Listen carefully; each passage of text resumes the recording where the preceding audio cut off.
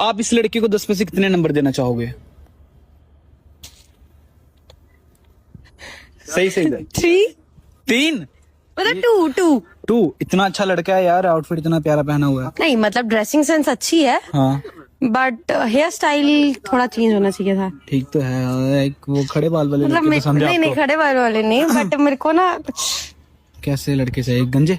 नहीं यार, फिर? क्लीन शेव्ड है, ओ मुझे क्लीन शेव पसंद नहीं है। अच्छा ठीक है ठीक है ठीक है, मेरे को ये सुन के ना काफी अच्छा लगता है ना? तो मतलब लाइक ये ना बच्चा लग रहा है। बच्चा लग रहा है, ठीक है। तो आपने इसलिए इसको कितने दिए? 2 नंबर। हाँ ठीक है। नहीं ऐसे ही अच्छा है, ऐसे अच्छा लाइक अगर नंबर देना चाहें तो मतलब 8 या 9 दे सकते हैं, बट मेरे हिसाब से देखा जाए तो 2 या 3। 2 या 3, चलो ठीक है। अगर ये लड़का आपको प्रपोज करता है तो आप क्या करोगे? एक्सेप्ट और रिजेक्ट? राधे राधे। चला दे